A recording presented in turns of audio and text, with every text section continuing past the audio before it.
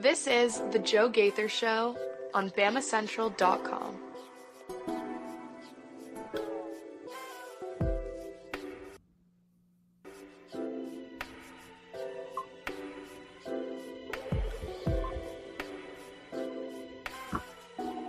Good afternoon, Tuscaloosa, Internet World, West Alabama. How we doing today? On this Tuesday, this is the Joe Gaither Show on BamaCentral and BamaCentral.com. You're checking this out on the BamaCentral YouTube channel, watching us on Facebook, Twitter, and YouTube at Joe Gaither6, or you're listening to us on your favorite podcast platform, Apple Podcasts, Spotify, or Amazon, the Joe Gaither Show on BamaCentral. We appreciate everybody who subscribed, rated, listened to the show on their favorite podcast platform.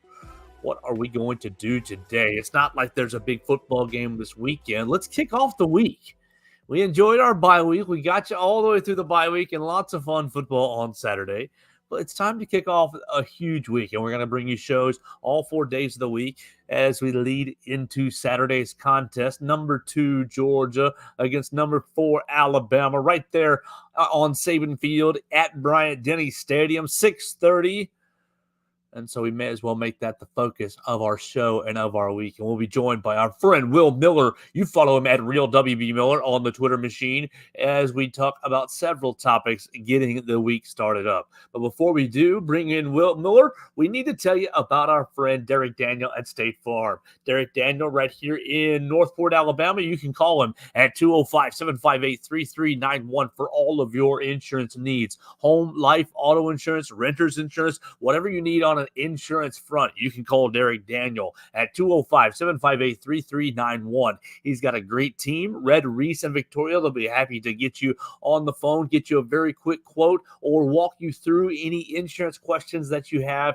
If you want to visit them in person, you can do that at 4604 Highway 69 North, Northport, Alabama, 35473, or visit him online at www.agentderekdaniel.com. That's Derek, D-E-R-E-K, Daniel.com. We appreciate Derek Daniel for sponsoring the program. Like a good neighbor, Derek Daniel and State Farm is there. So let's have a lot of fun. Let's talk about the Georgia Bulldogs. Let's talk about the Georgia Bulldogs coming into Tuscaloosa with my friend Will Miller. Will, have you enjoyed the Alabama preseason and the bye week? How are you doing, sir? You ready for some real football? Man, feeling good. Bye week came and went, it feels like, for both teams. One of the most anticipated matchups in pretty much half a decade is now upon us. A lot of anticipation for a lot of years is building up to this moment coming up in just a matter of days. So much to be excited about, so much to look forward to, no matter which side of the aisle that you're on. And I think it's going to be a great game. Really looking forward to it. And that's kind of where, my focus is. Even though I have a lot of school stuff going on, I'm looking ahead to this game. And that's what I'm excited about this week.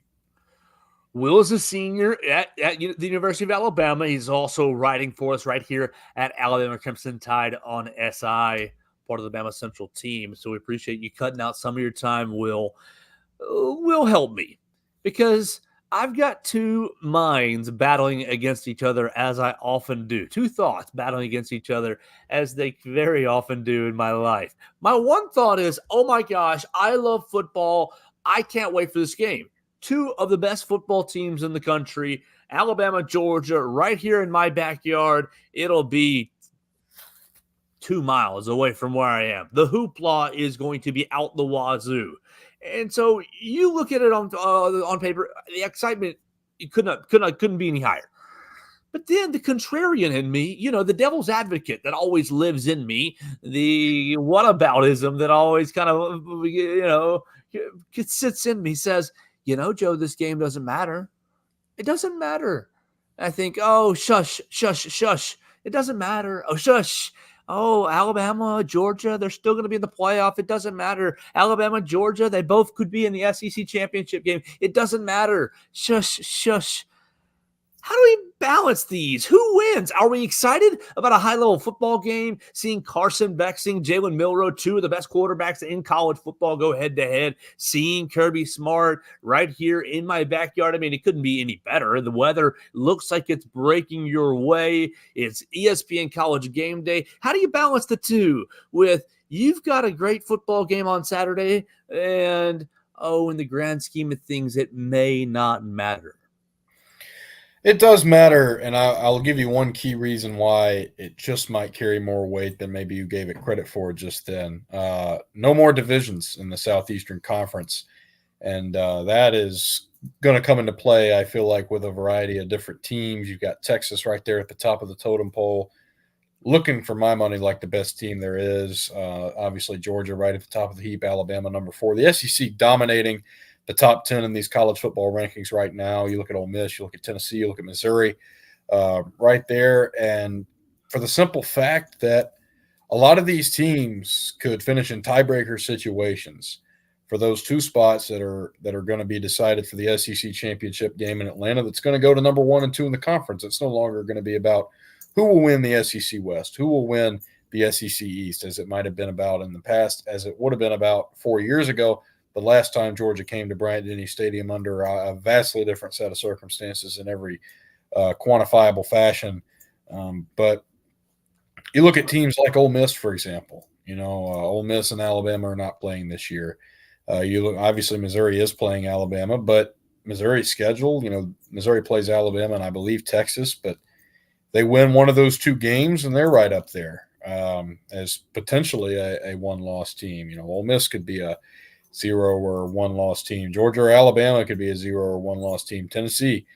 You look at all of those potential scenarios where you're starting to talk about literally potential coin flips for who will go to Atlanta and who will have the opportunity, therefore, to clinch that bid to the college football playoff as a Power 4 conference champion. Who's not going to be sitting on pins and needles? Who is not going to have the opportunity to be left out? I think this game holds tremendous weight in that regard because you look at the landscape of the SEC, you look at this conference, you look at which teams are at the top of the pecking order, and you see a situation where, it could be 3 or 4 or 5 teams jockeying for one spot. How do you put yourself in an advantageous position? Well, it's easy. You beat the teams that are also in that huddle, so to speak. You put yourself in that favorable position. That's what the winner this weekend has a chance to do, in addition to the bragging rights, in addition to this burgeoning rivalry that's been marinating for, 6-7 years now at this point. That's where we are in this Alabama-Georgia football saga. And that carries its own importance separately from playoff discussion, separately from the standings. But there is so much impact and ripple effect, et cetera, that this game can have. Well, I think you're right in a lot of ways, impact and ripple effect. But I see the schedule ahead, and I know that if Georgia wins out or if Alabama wins out, that either or both teams will be in the college football playoff. It'll just be a matter of seeding at that point. And then your point to the SEC championship game is well taken. I wonder how valuable it is to win an SEC title at this point. Is it more valuable? Well, you get the automatic bid. The 1 seed, right? Yeah. Is it more valuable to have the 1 seed or the 5, 6, 7, where you're hosting a first-round playoff game, but you get a week off in December after probably? November is not going to be a joke for Alabama. You're going to want some time off. Would you rather have the time off after a grueling SEC championship game because you won and you got the bye, or maybe because you're out of the SEC championship game and you're playing as the 5, 6, 7 seed? I think that you want to do whatever you can do to ensure that you're not left out. That much remains the same regardless of the format. And you talk about, obviously, a lot of semantic differences. For example, the BCS, that was mostly done on a computer. And the human element is new to the college football playoff era. But whether you're trying to be one of 4 teams, whether you're trying to be one of 12 teams, you want to make sure that you're in on Selection Sunday to the extent possible. By being in the SEC championship, not only winning the game, being in it, you might effectively guarantee yourself a chance to do that. I mean, who will drop maybe the second, third, fourth ranked team in the country that's 11-1 going into the SEC championship game out of the top 12 after a hard fought battle in such a game, even if they didn't win, even if they didn't get that automatic slot as a conference champion? Are they going to get bumped down, 8 to 10 spots, lose that playoff bid? No, not likely. So just being in the game could be putting yourself in that position. You're where your spot is nailed down in the college football playoff. I think that's everything. That importance is absolutely paramount. And I think that you look at the past situation, this is unlike anything that we've seen before. I think back to past seasons where this format could have been applied and, so much would have been different. But if you look at last year's game, for example, I mean, had the winner been different, had Georgia won, there's a possibility Alabama could have been bumped off entering that game ranked 8th. But all else held equal, both those teams would have been in the 12-team playoff. Both those teams would have kept going, and a big part of that would have been, now obviously Georgia had the winning streak. Georgia had everything going for them, but a big part of that would have been they made it to the game. They brought themselves to the dance. They had that opportunity to compete for the conference title at already a high position in the rankings. And, Georgia being undefeated, Alabama having one loss, the win-loss record in a 12-team format, that's your friend if you make it to December, early December, with only one loss. All right, we're going to keep it going on this theme, Will, of how much does it mean or what does it mean. We got 2 more topics that I'm going to throw at you, 2 more scenarios or situations. 2 weeks ago, Georgia is up in Lexington, and they are not playing well. 13-12 victors on the road in Lexington. They're held to, total yards? 262 total yards, held to 102 yards rushing. They were 5 of 13 on third down. Now, they didn't turn the football over, Georgia, but they were able to win 13-12, scoring the go-ahead score, scoring the winning touchdown in the fourth quarter. The game's only touchdown in the fourth quarter. Carson Beck, only 15 of 24, 160 yards. Does it mean anything? A bad performance in Lexington? Is there anything that you can take from this game, then apply it to this coming week's game in Tuscaloosa? I really don't know. I thought Kentucky played point blank at a higher level than I would have expected, especially after the week before they got absolutely smacked by South Carolina at that same Kroger Field. That was an utterly awful game in every respect. I wonder what it means because, South Carolina, I don't think is that good. No, and I don't know. Did Georgia maybe play down a little bit? Sure. And I think that almost every team can be guilty of that at certain points in the season. I wouldn't have been intimidated by Kentucky if I was Eastern Kentucky, who played Kentucky somewhat close last year. I wouldn't have been intimidated by the Kentucky that came out and let South Carolina have their way with them. I can understand why maybe Georgia wasn't focusing as much on that team as they might be this upcoming game on Saturday. But I blame Mark Stoops' over-conservative play calling for Kentucky losing that ball game. Sure. Absolutely. Georgia was lucky to escape. Georgia escaped because Kentucky jumped on their sword from a coaching standpoint. And in that sense, yeah, there's real alarm bells there and that's coaching. If you can't get your guys up to play those games, it's an SEC game. It matters. If Kentucky had won that game, they'd be ranked and right back in the thick of things. And I don't know what the rest of Kentucky's schedule looks like off the top of my head, but like I've stated, and even 2 losses doesn't kill you. Kentucky would have been 2-1.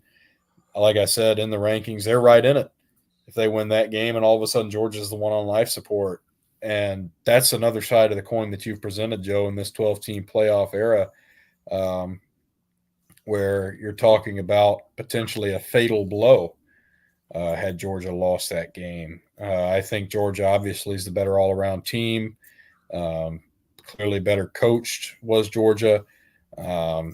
And ultimately it won out. But again, I think Kentucky's decisions cost them that game. And if I'm Georgia, I'm very, very concerned by that because you're coming into an atmosphere at Alabama that is going to take the fight to you.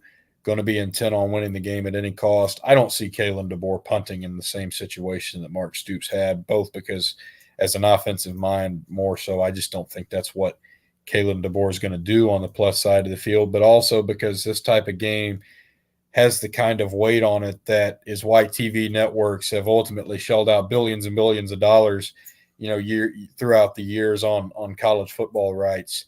And in that spirit, you're not going to see meek play calling. You're not going to see second guessing. You're not going to see playing it super safe on either side, either team.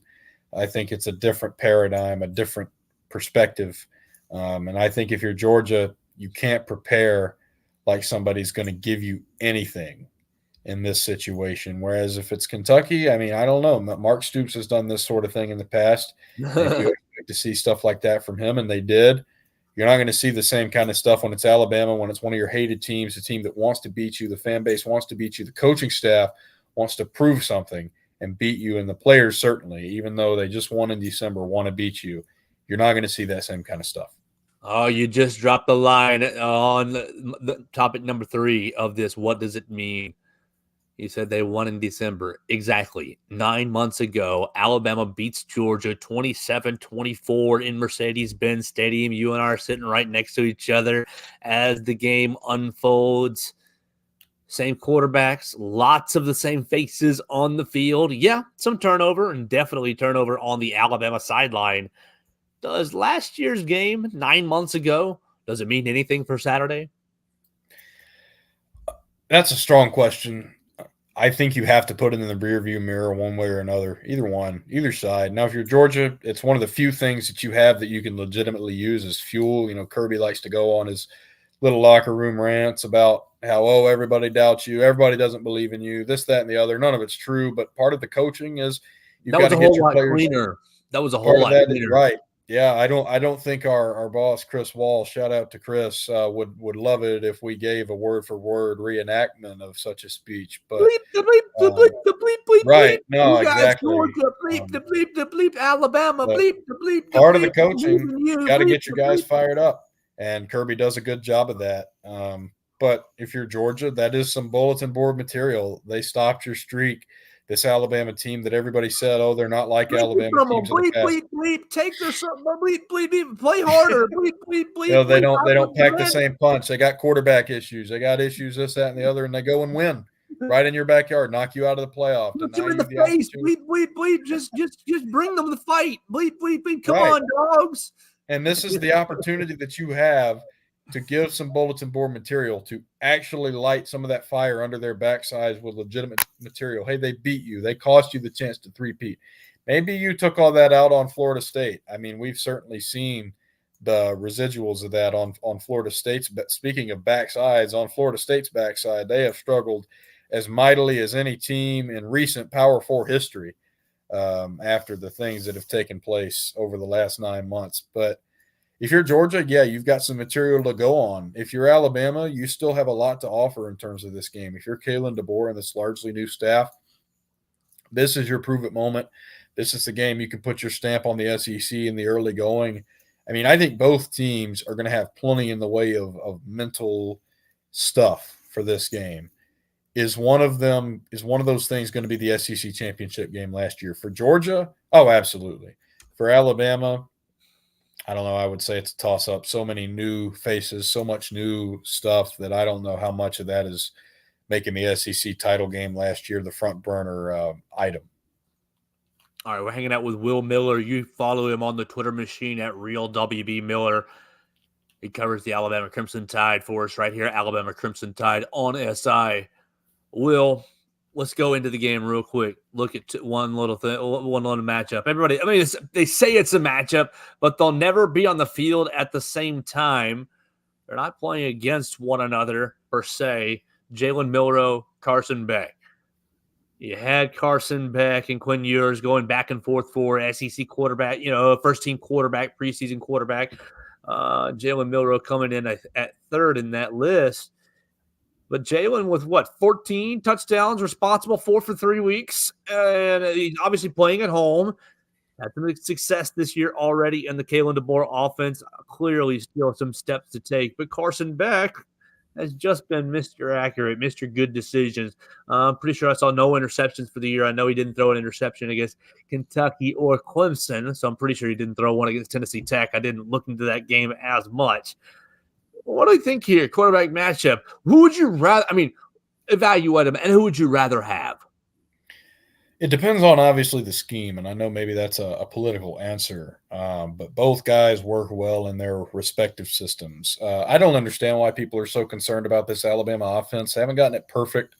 It's their fourth game of the year coming up against Georgia, but you got to think about these point totals. 63 and then 42 twice. Through 3 games, that's 40 plus points per game.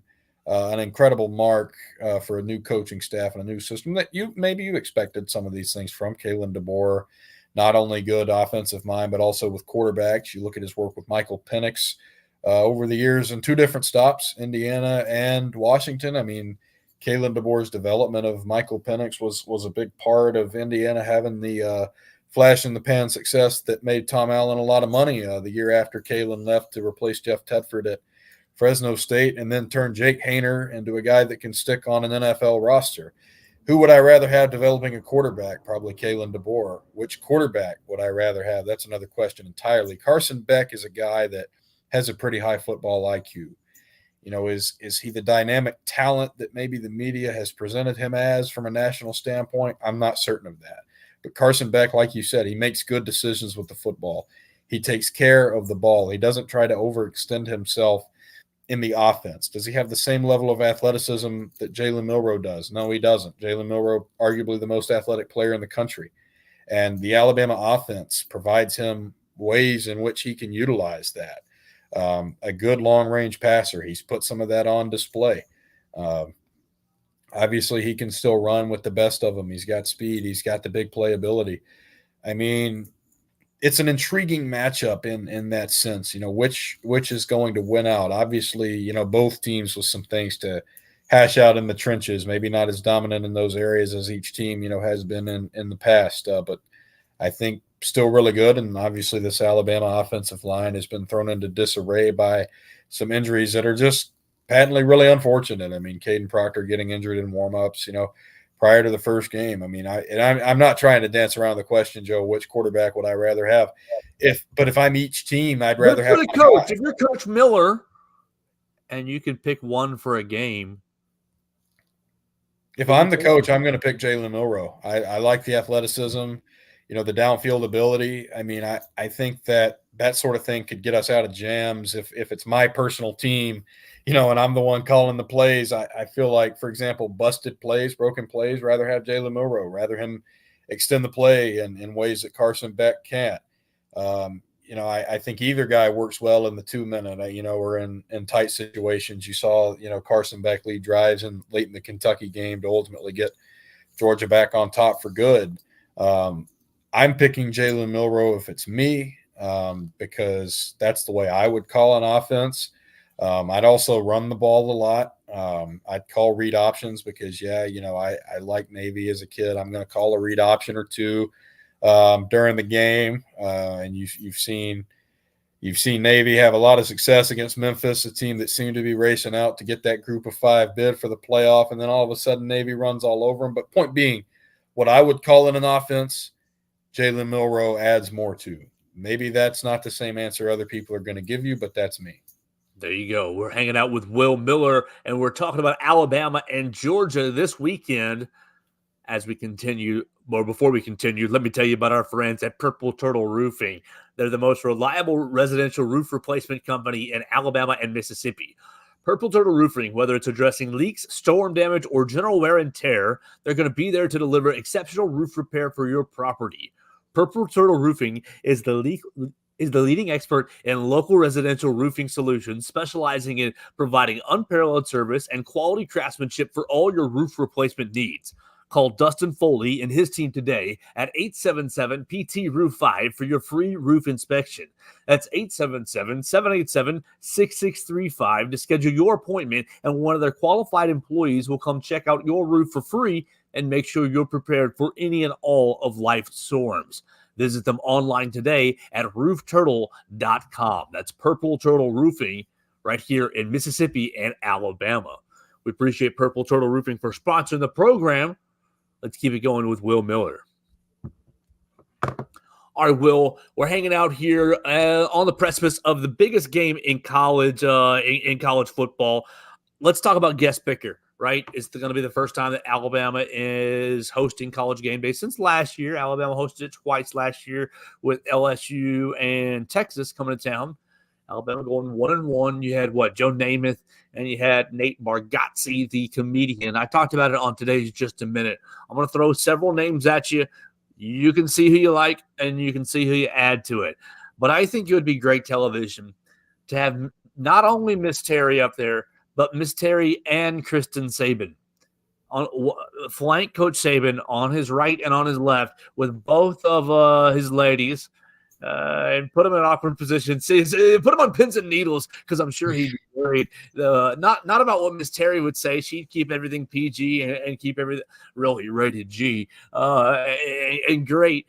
But maybe Kristen Saban might be a little bit of a wild card, and that'd be great to see Coach Saban on pins and needles. I wrote down. Oh yeah, go ahead. Well, I'll tell you this, Joe. Twitter, all the way up with that combination on College Game Day.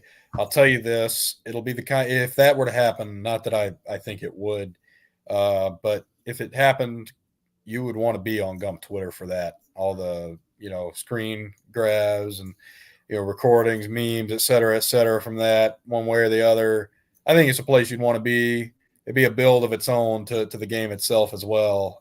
Appointment television for Gump Twitter. Do you think Coach Saban would know what to do if Channing Tatum came out in his Magic Mike or Magic Mike 2 attire? Channing Tatum, pretty sure he's a Birmingham native. I know he's an Alabama fan. And I know that he's been whispered about as the guest picker. Or he could be 21 Jump Street and place, the silly overgrown high school student. But Coach Saban, what do you think about a male stripper Channing Tatum character picking games on College Game Day? Joe, not to age you, but I'm not of the demographic that is the preeminent expert on Channing Tatum filmography. I did not know he was from Alabama until you just told me. So I don't know that. Yeah, it'd be another appointment Twitter situation that you've just described. I don't know. I think the guest picker should be Terry Saban, straight up, no frills. She's right there. That's where I think it should go. I was confused by the choice of Nate Bargatze last year. He wasn't bad on the program. I think the fans are clamoring for somebody with ties to Alabama with an affiliation. Who better than Miss Terry? I mean, it's almost a rhetorical question. Some people have said they don't want to see Joe Namath again. I'm sure he'll be on the short list. I'm sure they have one over at ESPN. I'm not privy to it, obviously. I mean, pretty clearly, the guest speaker should obviously be my math teacher from 2 years ago because I think it'd be funny. No, I'm just kidding. Channing Tatum is from Coleman, Alabama. Let me throw you another name. You may be too young for this name, but Taylor Hicks. I'm pretty sure he's from the Birmingham area. I know that name. I can't associate it to anybody, though. An Idol. And I'm pretty sure he's a prominent restaurateur in Birmingham. Saul's Barbecue. I'm pretty sure he's a part of Saul's Barbecue. Really? Okay, Taylor Hicks. We can get him on there. Sandy Harris. He can sing a bunch of PG family-friendly songs. It'd be great. Yeah, these are good ideas. That's a good idea. Like I said, I fall in the camp of just bring somebody that, has ties to the area, maybe they're from the state and or an Alabama fan, maybe a combination of the two. What do you think about Eddie Conyers? Yeah, I don't know who that is. That's the longtime practice ref here in Tuscaloosa. You know who he is. You'd know his face.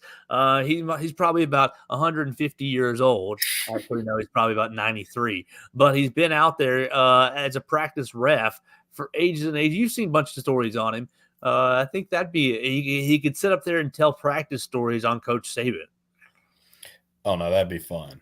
I'll raise you a question, Joe. Sure. If you were the guest picker, if you were the celebrity guest picker, what would be your analysis on college game day with the whole country watching, with a whole audience in front of you on the quad here at UA, your old stomping grounds, I guess your current stomping grounds in a lot of ways of still covering Alabama athletics? What's your take? What are you giving the world? On this game? On Alabama, Georgia, or on something else? On Alabama, Georgia. What are you going to be talking about with this national and maybe even global stage, certainly campus wide? I mean, it's so obvious, but the game's won and lost on first and third down, because if you can get out, look, it's the same thing for both offenses. If you can get Georgia into 3rd and 7, 3rd and 8, 9 and 10, and beyond, right? Carson Beck is a great quarterback. He's great. But is he squeezed into a keyhole great? And are his receivers good enough to separate and win on the outside? Now, look, Alabama has not been tested as far as quarterback play the whole year. You think about Byron Brown, and he was a great dual threat quarterback, and they rushed for like 200 yards. But if he could throw, that game would have gone much differently. Yes. Exactly. And same thing with Braden Locke, your backup quarterback for Wisconsin. You go into the game with Wisconsin, and okay, do I think Wisconsin would have won if Tyler Van Dyke stays healthy? No. But Van Dyke completes several passes underneath to open and decisive passes underneath. It gets them, right to midfield before his injury in the first quarter in the first drive. I think Alabama's defense is going to be tested in ways that it has not seen at all this year. TJ Finley, week number 1 with Western Kentucky. I mean, the man basically quit on his team. He decided he didn't want to hang in the pocket and take these hits. And they had shots. All 3 quarterbacks that we just named all had shots down the field against this Alabama secondary. So will Carson Beck find those shots down the field? Will he be able to, oh gosh, that's Xavier Brown, that's freshman corner, oh, that's Red Morgan, that's freshman safety. Am I able to get after these guys? Is Dominic Love going to be after him? I think it's Arian Smith, number 11, Dylan Bell. Are they going to be able to get after these guys in the passing game? And if they are, well, then it becomes, well, can Alabama keep up? And you said, your take earlier was, I don't think anybody's going to be stopping. I don't see how you're stopping this Alabama offense. Well, this Alabama offense has been feast or famine. It's been this whole year. It's been, feast, 4-play drive for a touchdown, or famine, 3 plays and out, where you gain -1 yard, right? And so what are you going to see on Saturday? Will you see something in the middle? Will you see a steady diet, maybe? Can you see anything with consistency on Saturday? Georgia, you've only given up one play of 20 yards or more, right, on the season. And, of course, Georgia, they played who? Clemson, Kentucky, and Tennessee Tech. Do you respect those 3? Automatically, you look Golden Eagles. Right. You see Clemson and you see, big brand team, ACC. You see recent national champion, and you see what they did to NC State this past weekend, and you say, well, maybe they are a good team. On the other hand, NC State is terrible. All right. You see NC State just get run out the building by Tennessee. So who are they? Kentucky. Kentucky just basically bully balls with Georgia and should have won the game. Honestly, if I were the Kentucky fan, I would be so irate at Mark Stoops after what he said last year, saying, you guys didn't pay, y'all, if you want, look, they got killed by Georgia last year, and he goes to the media and talks about NIL and funds and donate this and donate that. Well, he did, and that started a spat with Calipari too, if I remember right. Exactly, and the dominoes have continued, and then you get to 4th and 6 at just in the plus territory. It wasn't a guarantee by any means, but it was definitely a risk. But you got to go for it. I would have sooner kicked a 63-yard field goal than punted, and maybe that's stupid. But also, my guys hit 4 field goals that game, and, he's warming up over there on the sideline with his kicking net, which I've never really understood that. The net's not going to tell you your trajectory or anything like that. But just to get it warm. Just to keep point being, I would rather take the risk. And if we succeed, again, like I stated, we're right in it. You're right in it. Live or die with the risk, with You going are for it. in the picture. If you win, if you lose, not a whole lot changes. But in this specific case, you lost and you left cards on the table. You left money on the table, so to speak, and that is the burning question at hand for this game between Georgia and Kentucky. You let Georgia off the hook. Right. And so for Alabama's offense, you've been able to find explosive plays against Wisconsin, South Florida, and Western Kentucky in part because Nick Sheridan has set you up for some really successful plays, and he has, but also in part because you just got better athletes than those three teams. What do you have against Georgia? Will Nick Sheridan be able to scheme some of these? Because Nick Sheridan, you think back to Ryan Williams, his first touchdown pass, 85-yarder, and even the first touchdown pass against Wisconsin. Those were plays dialed up by the offensive coordinator. Yeah, Jalen Milroe hit those passes, but they were basically gimme plays. It was basically you're putting somebody into a bind, and Jalen Milroe just had to pick the right guy, and he did in those scenarios. So can they do that against Georgia? Will Nick Sheridan and Kalen DeBoer, you hear about their offensive genius, and so far you have seen it, maybe not on a down in and down out basis. But I think the offense is going to continue to look better. It will look even better than it did against Wisconsin. Now, will it have as much production? Will you score 42 points? I doubt it. But I think you'll see better down in and down out execution. The problem is Georgia's defense is really, really good. What do I think about this game? You said my analysis. I think Alabama's going to win because of the home field advantage and because of the athletes that I see. I think Dylan Bell is good. I think Dominic Lovick. I think Arian Smith. I think they're good players. But are they good enough to really get the better of Alabama? I think that you look at the yards per rush that Alabama was able to hold them to in December, and you look at what Kentucky was able to do. I think if you combine that, you got the Tate Ratledge injury. We haven't even touched on that. We've got all week to get into that. Right now, on Tuesday, I feel like Alabama's going to win. That's what I would say if I were up on the panel. Let's do a score prediction then. You said you don't feel like Alabama's going to score 42 points. That's very well probably going to be the case in terms of not doing it. I don't know that I don't see this game being like 13-12 like Georgia versus Kentucky. I don't see either of these teams, scoring like 16 points like South Florida did per se, but I don't think it's going to be an offensive explosion, like these Big 12 games of old, in the late 2010s where every other game was 63-55 or something like that. So what do you see, Joe? What's your score prediction for this game if you got one? Well, I mean, we're still early in the week, but I'm seeing last year's score, and I'm thinking, yeah, that looks about right. 27-24 looks about right. I think that you're going to pop Ryan Williams a touchdown. I think you're going to get you a Jam Miller or just – I think that you're just going to play very similarly to the game last year to where – you have just enough offensively. Okay, we're staying just ahead of them. You pop yourself one turnover against Carson Beck. We remember last year's game. It was a botched snap backed up deep in the Georgia end zone. And Georgia, their defense responded well. I'm pretty sure they held Alabama to a field goal in that situation, but extended the lead to 10 points. And at that point, it was just a little – Georgia could not really overcome the hump. I think it's going to be very similar. Now, you think about last year's game. Isaiah Bond got a couple of catches, and everybody's throwing out that GIF and that meme. Ryan Williams better than Isaiah Bond. The running backs that Alabama has right now better than what you had last year in December. Offensive line better. Jalen Milroe better than December. Jalen Milroe. So I feel confident, and I feel like I'm feeling good about saying 27-24. What about you, Will? I'll say 28-24 is my score prediction. I do think there will be a little bit of back and forth in this game. I see it being competitive most of the way through.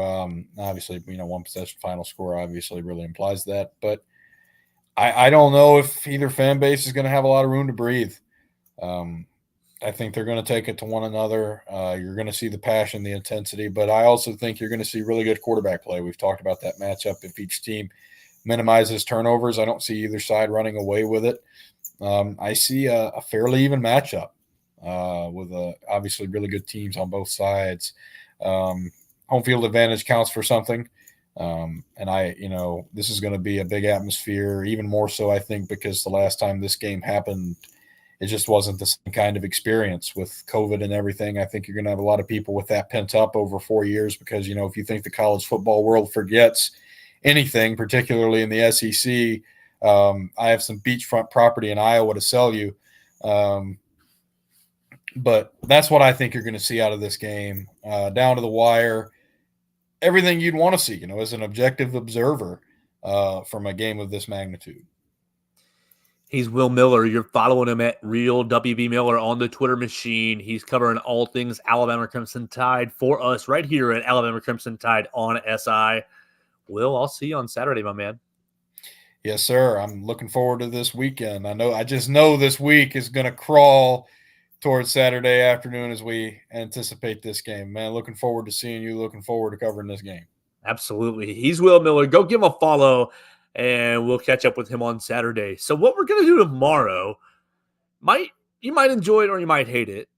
Tomorrow, I'm welcoming on my father, who is a 1983, 84 University of Georgia graduate and longtime Georgia Bulldog. And we're going to talk about that game, the last time that Alabama hosted Georgia with a full stadium. 2007, my father and my mother were in the stadium, Bryant-Denny Stadium, cheering for the Georgia Bulldogs. I was back home in Chattanooga, cheering for the Georgia Bulldogs. And Matthew Stafford throws a touchdown pass in the end zone into overtime. So we're going to hear from my dad tomorrow. I want to hear his perspective on the game. Maybe have a moment to tell an embarrassing story about me cheering for Georgia as an adolescent. And just get ready for Saturday because I think it's going to be a lot of fun. So that's going to be on tap for tomorrow. We'll hear from Jeff Gaither on the program tomorrow and get more perspective on this Alabama-Georgia matchup. Thanks to everybody for watching us on the BamaCentral YouTube channel today. Thanks for everybody for subscribing to that channel. We are over 5,000 subscribers now, so I appreciate that. Appreciate everybody who's checking us out at Joe Gaither 6 on your favorite social media machine and checking us out on Spotify, Apple Podcasts, and on Amazon, your favorite podcast platform, The Joe Gaither Show on BamaCentral and BamaCentral.